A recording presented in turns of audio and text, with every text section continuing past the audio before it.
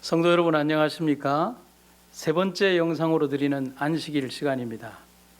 오늘 하나님의 은혜로운 인도하심 아래 축복과 은혜가 넘치는 안식일 하루가 되시기를 기원합니다. 그리스도인에게 성전은 장소를 의미하기도 하지만 정확히 말하면 예배하는 성도들이 있는 그곳이 성전입니다. 또한 그리스도인에게 성전은 시간적인 의미도 부여하고 있습니다. 그래서 랍비 아브라함 조슈아 헷셀은 안식일을 일컬어 시간 속의 지성소라고 그의 저서에서 표현하고 있습니다. 우리는 오늘 거룩한 시간의 성전에서 그리고 주께 예배하는 성도들이 있는 가정 성전에서 주님께 예배합니다. 두려워하지 마십시오. 우리는 하나님의 선택받은 거룩한 백성들이며 빛을 비추는 거룩한 제사장들이기 때문입니다. 지금의 시간이 지나면 다시 우리는 이곳 성전에서 함께 모여 하나님께 예배할 것입니다. 우리가 지금 지나가는 이 시간은 대쟁투의 역사에서 분명히 지나가야 하는 다리와 같습니다. 어쩌면 앞으로 우리의 앞에는 더 많은 징조와 사건, 사고와 시대적 현상들이 나타날 것이며 그러한 모든 일들은 우리에게 분명한 시대적 좌표를 말해줄 것입니다. 시계제로의 상황과 미지의 두려움이 더욱더 강하게 몰아닥칠 것입니다. 하지만 우리는 이런 때일수록 더욱더 강하게 하나님을 붙들고 나아가야 합니다. 풍랑이 치는 바다 한복판에 떠있는 배 위에서 우리가 할 일은 나 혼자만의 힘으로 산더미 같은 파도를 당해내는 것이 아닙니다. 든든한 밧줄로 내 몸을 기둥에 묶고 광풍과 바람이 지나가기를 기다려야 하는 것입니다. 나의 힘이 아닙니다. 나를 붙들어주는 그 힘센 기둥이 나를 광풍에서 견디게 해줄 것입니다. 오늘 우리는 기도의 든든한 동아줄로 우리를 붙잡아 주실 그리스도의 십자가 기둥에 우리를 단단히 동여매도록 합시다. 절대로 흔들리지 않을 것입니다. 절대로 떼내려가지도 않을 것입니다. 절대로 죄나 사단에게 지지도 않을 것입니다. 그래서 두려워하지도 마십시오. 주님이 함께 하신 배는 난파하지 않으며 좌초하지 않습니다. 두려움의 배를 버리고 떠나는 자만이 소망의 항구에 이르지 못할 것입니다. 우리는 분명히 거기에 갑니다. 우리 함께 아멘으로 그 결심에 동참하시기를 간절히 바랍니다. 미국의 작가인 루시 랭켈은 이런 말을 우리들에게 남겨주고 있습니다. 그림자를 두려워 말라. 그림자란 빛이 어딘가 가까운 곳에서 비치고 있음을 뜻하는 것이다. 우리에게 정말 공감이 되고 우리가 정말 생각해야 되는 귀중한 말씀이라고 생각합니다. 그래서 저는 오늘 이 시간에 두려움을 이기는 법이라는 제목으로 말씀을 드리겠습니다. 먼저 오늘 본문의 성경 말씀이 되는 시편 55편의 몇 구절을 한번 읽어 드리도록 하겠습니다. 내가 두려움에 사로잡혀 벌벌 떨고 있으니 나를 짓누르는 공포 때문에 몸서리를 칩니다. 죽음아, 나의 적들을 순식간에 내리덮쳐라. 사악함이 그들의 집과 마음에 자리 잡고 있으니 그들을 산채로 무덤으로 데려가거라. 그러나 나는 오직 하나님께 도움을 부르짖으리니 주께서 나를 건져 주시리라. 너는 내 짐을 주께 맡겨라. 주께서 너를 붙들어 주시리라. 주여, 이 몸은 오직 주만 믿고 의지하렵니다. 아멘. 교회증언 8권에 있는 한 글을 먼저 읽어드리도록 하겠습니다. 조심하라. 그것은 그대가 시험을 받게 될 것이기 때문이다. 그대에 대한 나의 가장 큰 두려움은 그대가 지나치게 번영할까, 그대가 오직 하나님만을 신뢰하는 것을 배우지 못하는 것은 아닐까 하는 데 있었다. 그대의 하늘 아버지는 그대를 사랑하신다. 그러므로 그분께서는 그대에게 가혹해 보이는 시련들을 통하여 그대를 그분께로 이끄실 것이다.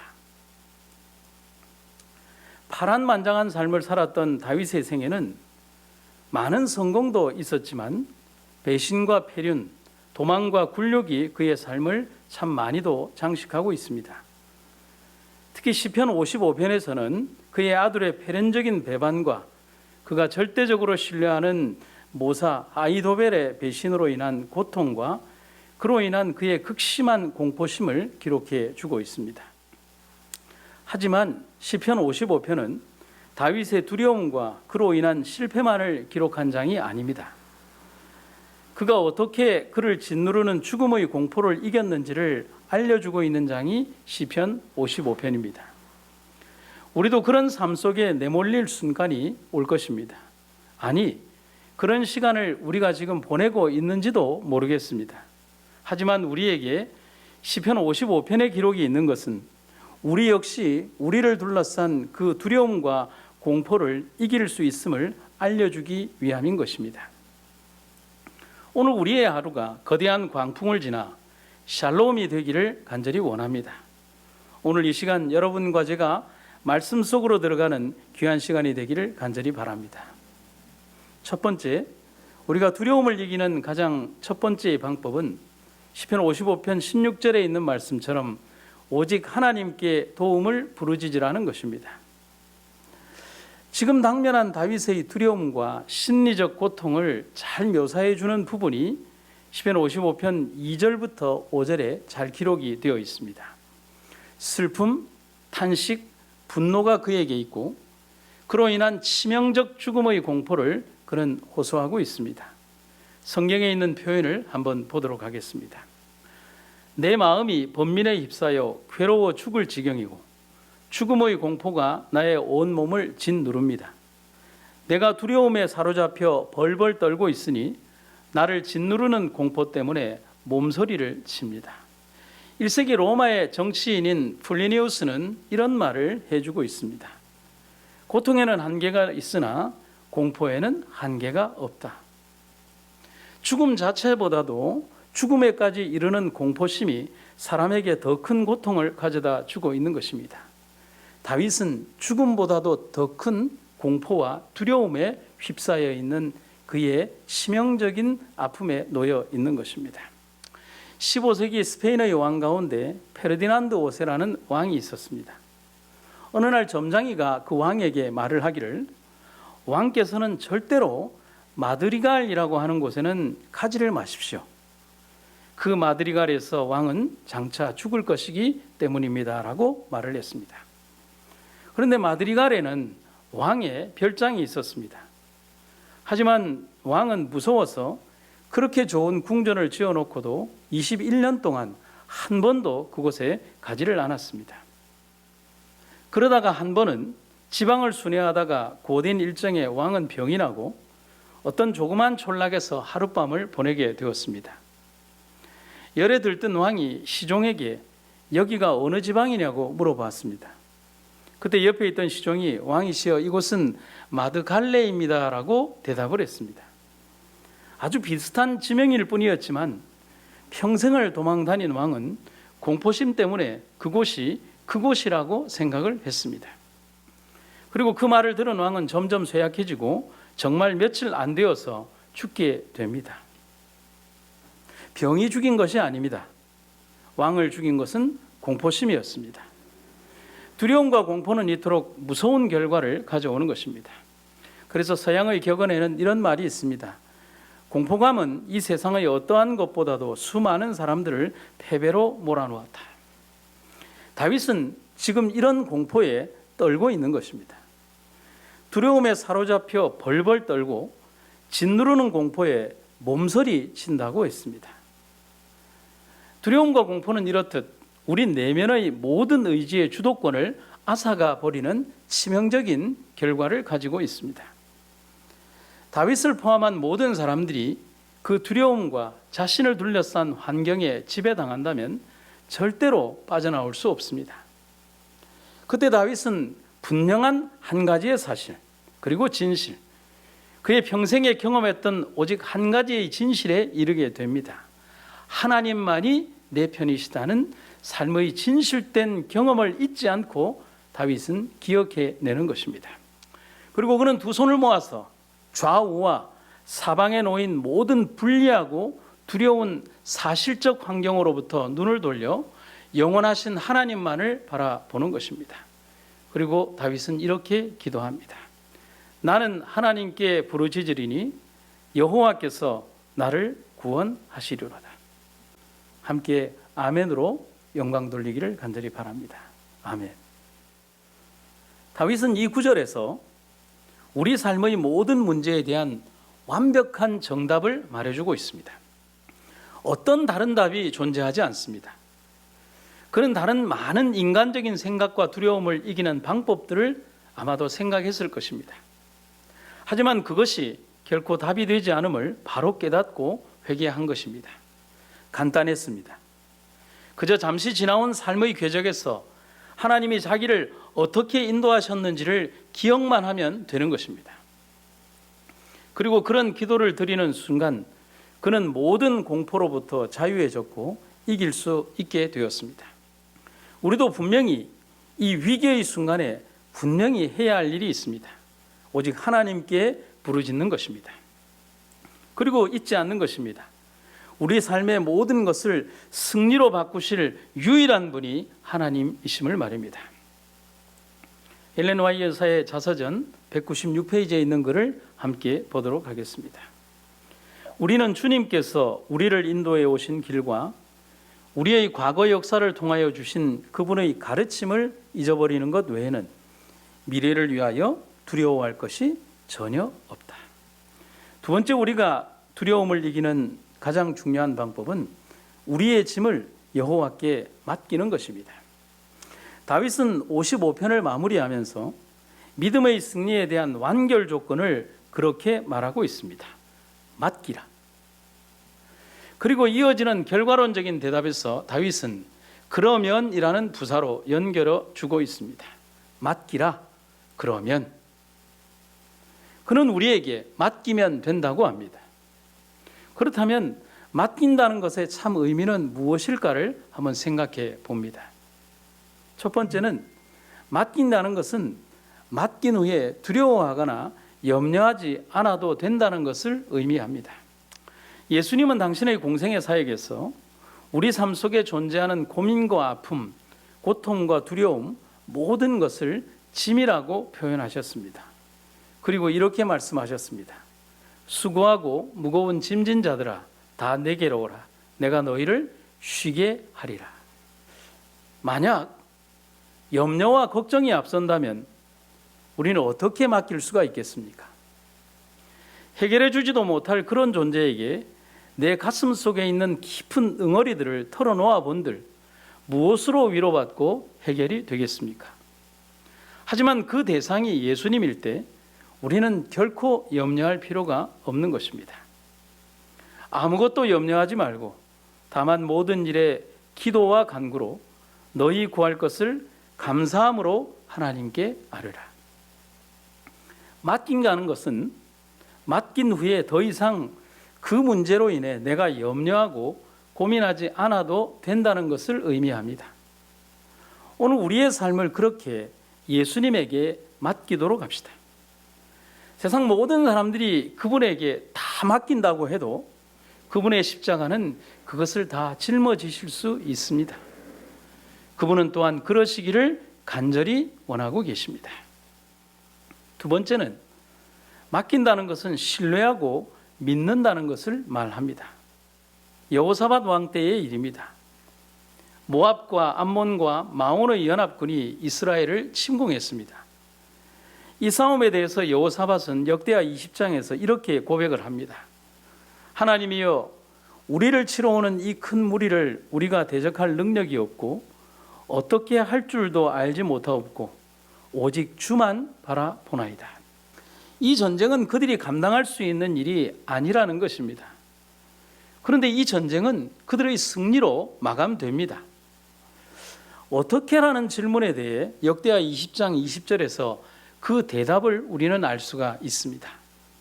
이에 백성들이 일찍이 일어나서 드고와 들로 나가니라. 나갈 때에 여호사밧이 서서 가로되 유다와 예루살렘 거민들아, 내 말을 들을지어다. 너희는 너희 하나님 여호와를 신뢰하라. 그리하면 견고히 서리라. 그 선지자를 신뢰하라. 그리하면 형통하리라. 그들의 승리의 유일한 이유, 그리고 그들의 완벽한 성벽이 되시는 하나님의 동행, 하나님을 신뢰하는 것, 곧 그것이 하나님께 맡긴다는 것이었으며 그들의 승리의 원동력이 되었다는 것을 우리는 역대하서를 통해서 볼 수가 있는 것입니다. 하지만 오늘 우리는 정말 정확히 그분에게 의심 없이 그분께 도움을 청하는가를 한번 생각해 보아야 하겠습니다. 현실과 믿음 사이라는 책에 나온 글을 한번 읽어보도록 하겠습니다. 릴케는 어느 편지에서 예수님과의 전화통화에 대해 말한 적이 있다. 사람들이 늘 여보세요, 누구 있습니까? 라고 전화를 하지만 아무도 받지 않는다는 것이다. 하지만 당신에게 묻겠다. 우리는 수화기를 들고 정확한 번호를 눌렀는가? 아니면 자기 전화번호를 눌렀을 뿐인가? 제대로 전화를 걸지 않는다면 당연히 제대로 받지 못할 것이다. 다시 말해서 기도할 때 내 생각만 한다면 곧 자신의 번호를 누르는 것이다. 음식, 승진, 아들에 대한 생각, 부족한 재물의 시급한 공급 등 내가 원하는 것만 생각하고 내가 대화하려는 대상이 누구인지도 생각하지 않으면 그렇게 된다. 예수님께 방법과 수단을 맡기지 못하는 것이다. 그렇게 되면 우리의 기도는 이기적인 주문을 벗어나지 못하며 하늘로 상달되지 못한다. 그러면 내 자녀야 내가 여기 있다라는 하나님 아버지의 위안과 응원의 말씀은 결코 들려오지 않는다. 다윗의 글을 한번 봅니다. 맡기라. 그러면 그리고 결코. 그렇게 이어지는 그의 간증적인 글은 하나님께서 당신께 매인 사람들, 곧 의인들을 결코 흔들리지 않게 하실 것을 약속하고 말해주고 있는 것입니다. 얼마나 강력한 약속입니까? 오늘 우리는 단 한 가지의 믿음이 담긴 행동을 하면 됩니다. 맡기는 것입니다. 그러면 우리는 이길 것입니다. 이 믿음의 행동이 오늘의 우리를 승리로 이끌어 줄 것임을 잊지 않으시기를 간절히 바랍니다. 치료봉사에 나오는 구절을 함께 같이 읽어보도록 하겠습니다. 믿음은 죽음보다 더 강한 정복자이다. 아멘. 사람들의 두려움이 더 깊어지고 있습니다. 하지만 우리는 두려워할 필요가 없습니다. 오히려 믿음은 세상이 어렵고 힘들 때 더 빛을 발하는 것이기 때문입니다. 교회를 등대라고 하는 것은 어둠을 비추기 위한 사명, 그 사명 때문입니다. 우는 사자처럼 사단이 세상에서 포효를 할지라도 그리스도인은 혼돈 속에서 길을 제시하는 이들이 되어야 합니다. 어제 기도하셨습니까? 그럼 됐습니다. 오늘 기도하셨습니까? 그럼 됐습니다. 내일도 기도하십시오. 그럼 어제와 오늘 같은 하나님의 보호와 사랑 속에 두려움 없는 날을 맞이할 것입니다. 하나님은 오늘 우리에게 말씀하십니다. 내 안에 거하라. 나도 너희 안에 거하리라. 그렇게 약속하십니다. 주님이 오시는 그날까지 분명한 하나님의 사랑과 함께 하심이 오늘 우리를 이끄실 것입니다. 지난 2주간 빈 예배당을 두 분의 목사님 그리고 전도사님과 함께 지키고 있습니다. 빈 예배당에 있으면서 처음에 들었던 생각은 외로움과 그리움이었습니다. 찬송하고 기도하고 말씀 보고 그런 시간을 보냈습니다. 그러다 문득 예배당에 내가 혼자 있는 것이 아님을 알았습니다. 아하, 그렇게 늦게 철이 든 것입니다. 그래서 기쁜 마음에 잘은 아니지만 시 한 편을 쓰게 되었습니다. 그 시로 오늘의 시간을 마무리하고자 합니다. 제목은 홀로 예배당입니다.